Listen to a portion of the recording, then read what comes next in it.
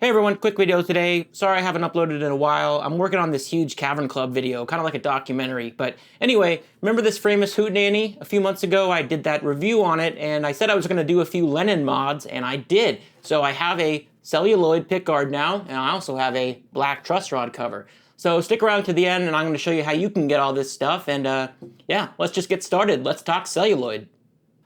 So the factory pickguard is actually not bad. I wasn't a fan of the sort of printed plastic pattern, and believe it or not, I actually went through several refinements with Framus. I helped them to sort of get the cut a little bit more close. And actually, hey, you wanna see a magic trick? Watch this. Look at that, I've got templates to prove it. But what I really wanted was a celluloid pickguard, and celluloid is really old. It's like the very first type of synthetic plastic, I believe. It's like from the 1800s. It's a combination of nitrocellulose and camphor, and there's a reason that they don't use it much anymore. So there are pros and cons to using celluloid. So first, the bad news.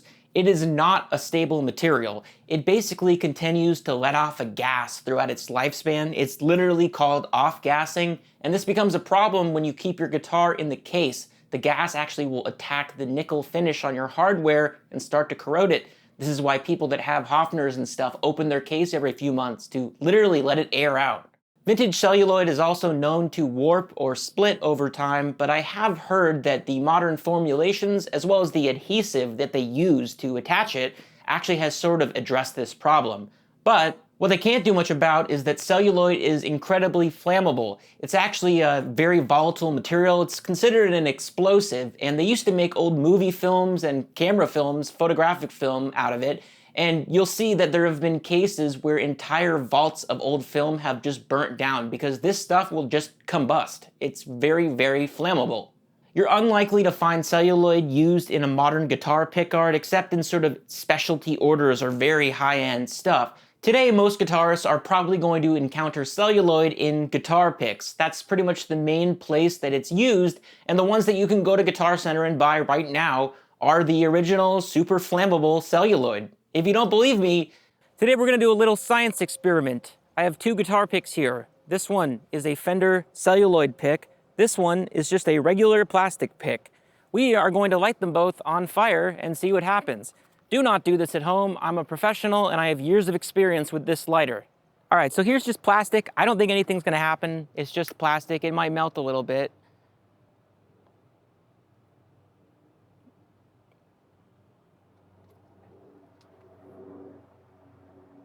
So as you can see, it's not much. It's just kind of a plastic melt. It catches on fire. Okay.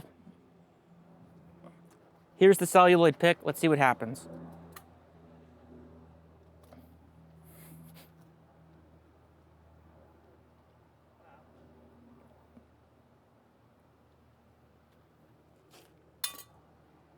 Don't try that at home.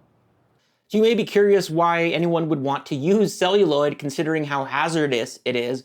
Well, a few reasons. One, it looks beautiful. It's an incredibly unique material, and it also is somewhat translucent depending on how thin you make it, so you can actually see the wood behind the pickguard itself.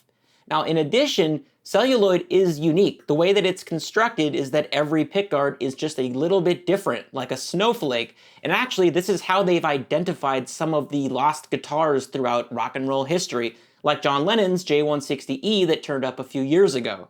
I also wanted a slightly darker, more brownish red shade on the tortoiseshell, sort of like John Lennon's guitar. If you look at the modern ones, they're very busy, and it's pretty clear that it's a printed pattern and not real celluloid. This is much more subtle. So I reached out to Taylor Mullins of Holter Pickguards, and he did an incredible job. We went back and forth for 3 months. It took us 7 different templates. I wanted it really close. I wanted a really tight cut around the outer rosette like John Lennon's model. I also had Taylor bevel the edges for a very classy rounded look. Now you may remember that the original pickguards from the 1960s were incredibly thick. In fact, they were so thick that they had to be screwed onto the top of the guitar, which had the unintended effect of sort of deadening the tone. Now these modern pickguards that I had Taylor make, they kind of combine the best of both worlds. You get the vintage celluloid look, but it's a modern thin acoustic pickguard that attaches with 3M adhesive, so you don't have to worry about any tonal loss. Applying the pickguard is a little scary, but it's actually not that bad. Just make sure that the surface is totally clean first. Taylor actually recommended get some painter's tape, stick it on your shirt a few times to sort of remove the tackiness, because you're going to use it to sort of set the pickguard on the guitar, and this will prevent it from damaging any of the finish whatsoever. The idea is to sort of make a hinge with the pickguard and a little handle that you can use to lift it up and drop it back down. If you've ever installed like a cell phone screen protector, it's basically the same idea. Oh, and I also forgot to mention, because of the unique sort of shape of this pickguard, the strings will get in the way, so all you have to do is just loosen them up a little bit and then use like a twist tie to just temporarily hold them out of the way. Practice it a few times, make sure it falls into the spot that you want it to in the exact location, peel it off, and stick it down. It's pretty much just that. I couldn't be happier with how it turned out, and honestly, it completely changes the look of the guitar. The other thing I had Taylor do for me was make a truss rod cover. So on these reissues, they came recently with these brass, very classy brass stamped covers with the Framus logo in them, and this was actually kind of accurate to guitars in the 60s that also had those brass covers. However, John Lennon's guitar just had a plain black one, and I wanted that one. So Taylor made that. I sent him the truss rod cover so that he could match the screw holes. The only difference is that he made the bottom flush with the nut, just like John Lennon's truss rod cover. Truss rod cover is also very lightly rounded on the edges, and to complete the look you will need these slotted panhead screws. These are metric M2 screws that they will drop in right with the other ones.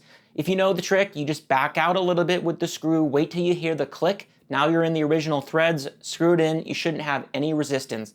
I can verify that this set on Amazon works perfectly. Get 6mm length, you don't need wood screws, you're just holding in some plastic. By the way, I am not checking the paid product box for this video. That is because I paid for this pickguard myself.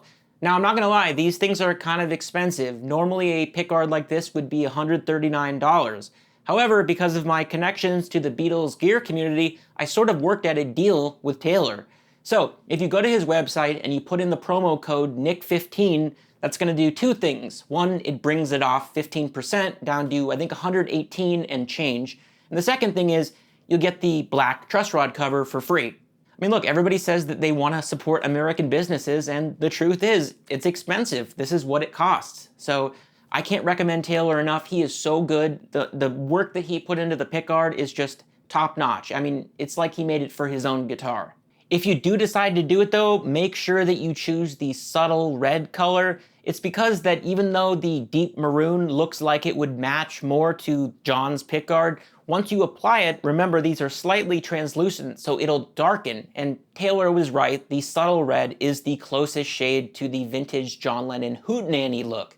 Anyway, that's all for this video. Make sure to check the link in the description. You can go to Taylor's website, put in NICK15, you get the 15% off as well as the free truss rod cover. I'm not making a dime off this. I am just doing this because I want to support Taylor's craft. But I think I'm good on this guitar now. I'm super happy with it. I can't think of any more mods to do. So I'm good on this one. I got to move on to the next project. Who wants to send me a free guitar?